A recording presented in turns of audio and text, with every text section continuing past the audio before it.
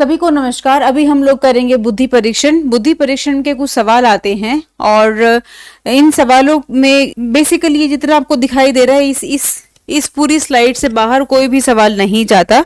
बस इसी का इस्तेमाल हमें करना है और हमें ये समझना है कि अलग अलग सवालों को हम किस तरीके से सॉल्व करेंगे। इंटेलिजेंट क्वेश्चन को हिंदी में बोलते हैं बुद्धि लब्धि।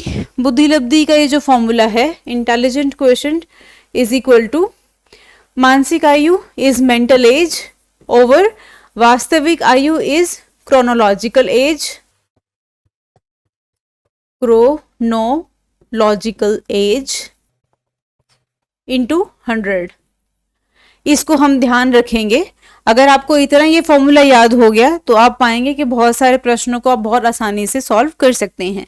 ये फॉर्मूला दिया था टर्मन जी ने, लेविस मेडिसन टर्मन ने ये फॉर्मूला दिया था, लेविस मेडिसन टर्मन। अभी इसको जब देखेंगे, टर्मन ने 1916 में स्टैनफोर्ड बिने परीक्षण के साथ बुद्धि लब्धि के वितरण की तालिकाएं भी प्रस्तुत की थी। मतलब ये टेबल भी उन्होंने बनाई थी।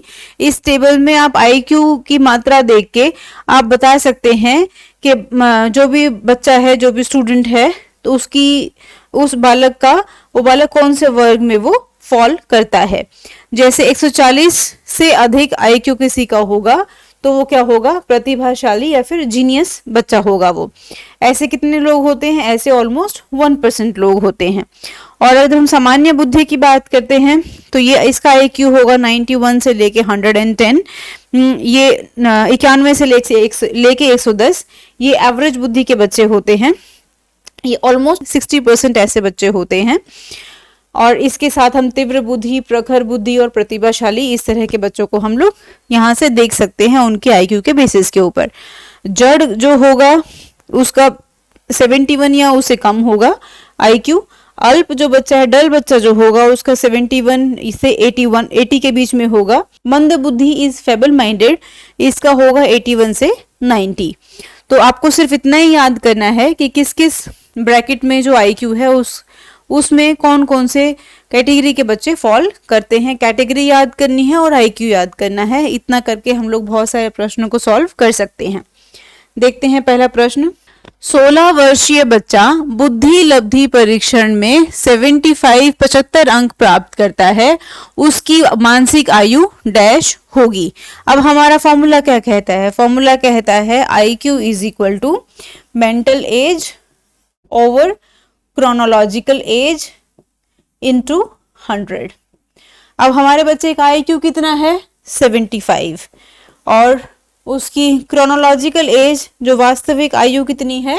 16 वर्षीय। मेंटल एज हमें निकालनी है और इस फॉर्मूले में उसको पुट करते ही हमारा उत्तर आ जाएगा। ये यहाँ डिवाइड है तो यहाँ के मल्टीप्लाई हो जाएगा।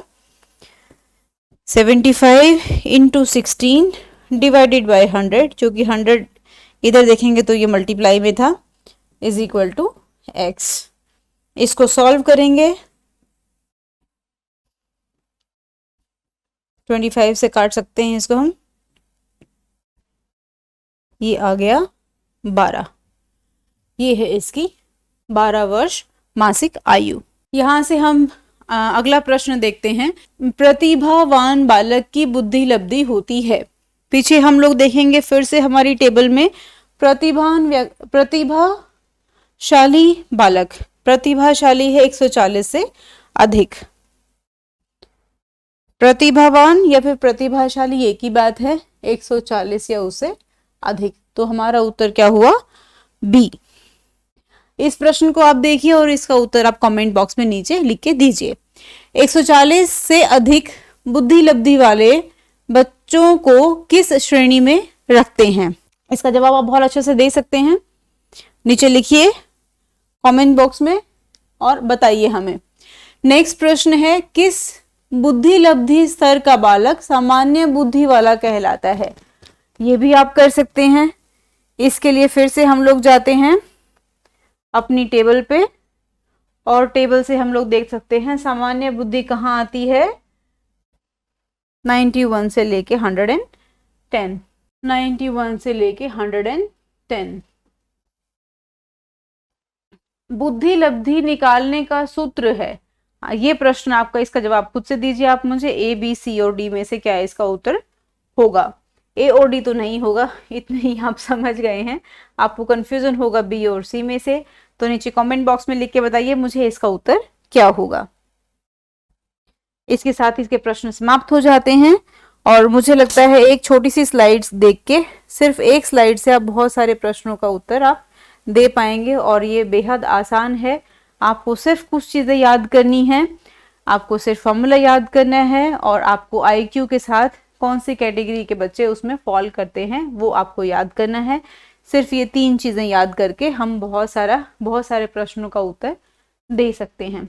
इस वीडियो के सीरीज के साथ बने रहिएगा, आगे बहुत सारे आपको एमसीक्यूज मिलेंगे जिसमें मल्टीपल चॉइस क्वेश्चन होंगे, वस्तुनिष्ठ प्रश्न होंगे। आपको बहुत सारे क्वेश्चन को कैसे सॉल्व करना है, बाल विकास के प्रश्न, और सॉल्व करने के साथ साथ उनके उत्तर क्या होंगे उससे आपको रूबरू कराया जाएगा।